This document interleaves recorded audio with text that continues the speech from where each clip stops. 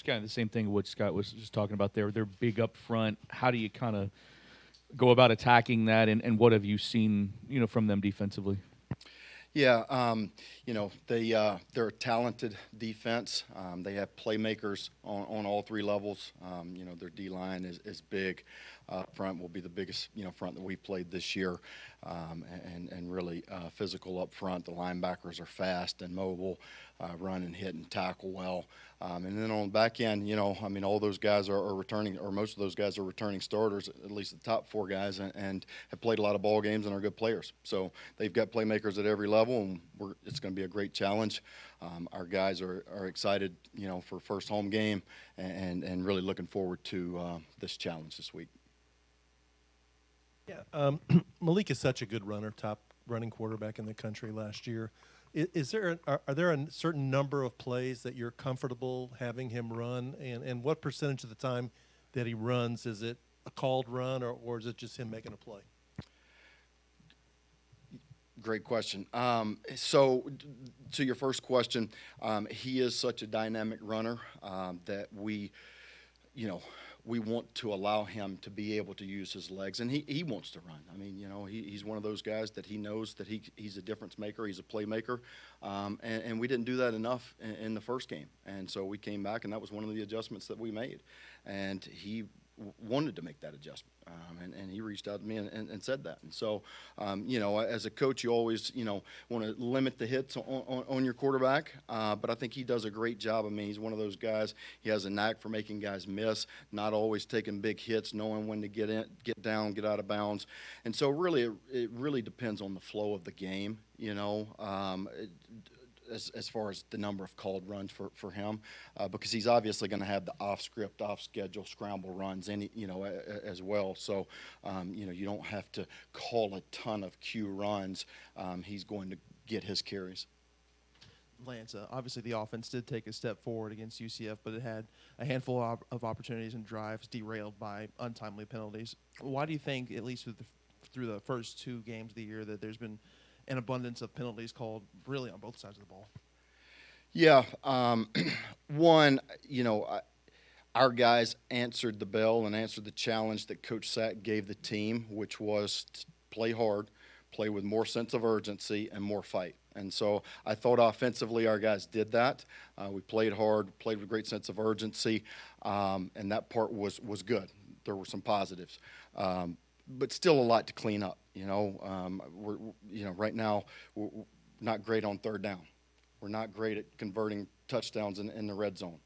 We had multiple opportunities at the end of the game to close it out with us on the field and not putting our defense out on the field, and we didn't do that. And so, each week, whether you win or you lose, you come back, you look at the tape, you take note of the things that you did well, and you try to correct the things that you didn't do well. And so we corrected some of our mistakes from game one, and we have to continue to get better each and every week, and that's really just the process that we're going to go through every game this year. And if we just get a little bit better each game, then, we can get some confidence going, and we'll be a tough team down the stretch. Lance, as the wide receiver coach, Scott was talking about getting D and Omari and those guys a little more, and Braden more involved. Is that more them running better routes or calling plays for them, or a little bit of both? I think it's really a combination of both, but I think we have to do a better job. I have to do a better job making sure that we script, touches for them early and often. And if they're not, if they haven't touched the ball, make sure that we get to some of their other plays where they're, the primary receiver, and make sure that we get the ball in their hands. So I've got to do a better job of that, and we've talked about that as a staff. And so, we've got to mix all those guys in. I mean, T. Huddy has done a great job. Amari played more last week than he played in week one. He had, every time he's touched the ball, he's been really explosive. I think he's got, over 20 yards, average, per catch. And so just going to have to mix some of those other guys, and it's a combination of all those things. Lance, kind of piggybacking off that, and asked Scott about the same thing. I guess when you know that Malik is a dynamic runner and that he can make guys miss, how do you, mix that in with wanting him to develop as a passer and getting those other receivers involved? Yeah, so Malik is a dynamic playmaker, run and pass. And, a lot of people look at the completion percentage right now where it is, and, well, why is Malik's completion percentage so low? Well, it falls on Malik, but there are a lot of people that are involved in that and have a hand in that. I mean, receivers, tight ends, are we where we're supposed to be when we're supposed to be there? Did we run a great route? Did we get open? Did we do what we were supposed to do? Did we catch the ball when he got it to us? Up front, did we protect and make sure that he had a clean pocket and was able to keep his eyes down the field? And so that's on all of us as an offense. It always falls on the quarterback, and that's part of playing the quarterback position. But Malik is dynamic, runner and passer. On red zone offense, you got there right away in the last game, and you run it straight up the middle and score, and it's always good to run in the red zone. As you look at the season and possessions in the red zone so far, do you adjust, like practicing on some of that stuff or your play calls, or how do you assess just how this team has done when it's got down into that near goal line situation this year?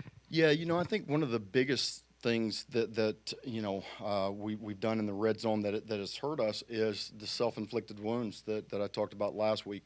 Penalties, getting behind the sticks on first and second down, and now you're behind the chains and you got third and long, and it's tough to convert. In the red zone, field spaces are tighter.